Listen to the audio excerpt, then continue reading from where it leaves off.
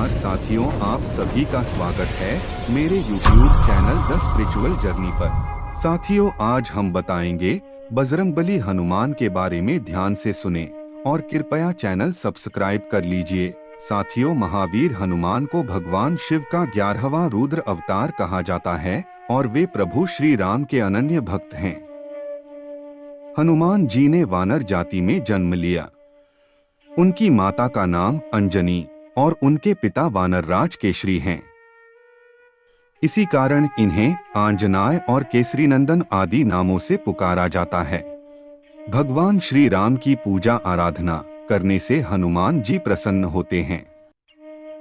वह भगवान श्री राम के भक्तों की हर पीड़ा को दूर करते हैं। ऐसी मान्यता है कि जिस घर में भगवान श्री हनुमान जी की पूजा आराधना रोज होती है, उस घर में कोई भी नकारात्मक शक्तियों का वास नहीं होता है। साथियों, अब हम बताएंगे हनुमान जी की जन्म कथा के बारे में। कहानी में बने रहे। एक बार भगवान इंद्र ऋषि दुर्वासा द्वारा आयोजित स्वर्ग में एक औपचारिक बैठक में भाग ले रहे थे। तब उस समय हर कोई एक गहन मंथन में डूबा था। पुंजकस्थली नाम की एक अप्सरा अनजाने में उस बैठक में विघ्न पैदा कर रही थी। तभी ऋषि दुर्वासा ने उसे ऐसा नहीं करने को कहा। ऋषि दुर्वासा की कही गई बातों को उस अप्सरा ने अनसुना कर दिया। यह देखकर वो नाराज हो गए। तब ऋषि दुर्वासा ने उसे श्राप देते हुए कहा कि तुमने एक बंदर की तरह काम किया है, इसलिए तुम उसी प्रकार एक बंदरिया बन जाओ। ऋषि दुर्वासा के श्राप की बात सुनकर अप्सरा को अपनी गलती का एहसास हुआ और वो उनसे रोते हुए क्षमा मांगने लगी। अप्सरा ने ऋषि दुर्वासा से कहा कि हे ऋषि, मुझे क्षमा कर दें। मैं आपको परेशान करने के लिए यह काम नहीं कर रही थी। मुझे इस बात का तनिक भी अंदाजा नहीं था कि मेरी ऐसी मूर्खता का मुझे ऐसा परिणाम मिलेगा।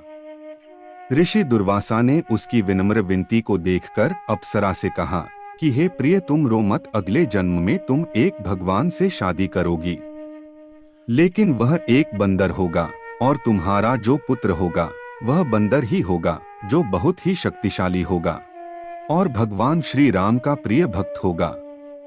यह सुनकर पुंजकस्थली ने ऋषि दुर्वासा को नमस्कार करते हुए दिए गए श्राप को स्वीकार किया। तब माता अंजनी का जन्म बंदर भगवान विराट से हुआ। जब माता अंजनी विवाह योग्य हो गई, तब उनकी शादी बंदर भगवान केसरी से हुई थी।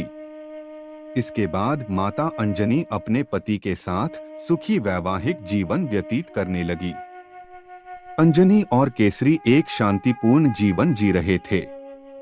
एक दिन शंखबल नामक जंगली हाथी ने अपना नियंत्रण खो दिया और हंगामा खड़ा कर दिया। कई लोगों की इस हंगामे में जान चली गई। कितने ऋषि इस वजह से अपना अनुष्ठान पूरा नहीं कर सके। भगवान केसरी श्री शंखबल हाथी से बेहद प्रेम करते थे। भगवान केसरी ने अपने प्रिय हाथी को जब मार डाला तो वह बहुत शोक में डूब गए। यह देखकर संतों ने उन्हें यह वरदान दिया कि तुम्हारे घर एक बच्चा जन्म लेगा, जो बहुत ही शक्तिशाली और हवा की शक्ति और गति के बराबर रहेगा। तब इस प्रकार भगवान केसरी के घर में माता अंजनी ने भगवान श्री हनुमान को जन्म दिया। यही उनके जन्म की कहानी है, इसलिए उन्हें अंजनी पुत्र और पवन पुत्र कहा जाता है। साथियों, आज की इस कहानी में इतना ही। धन्यवाद।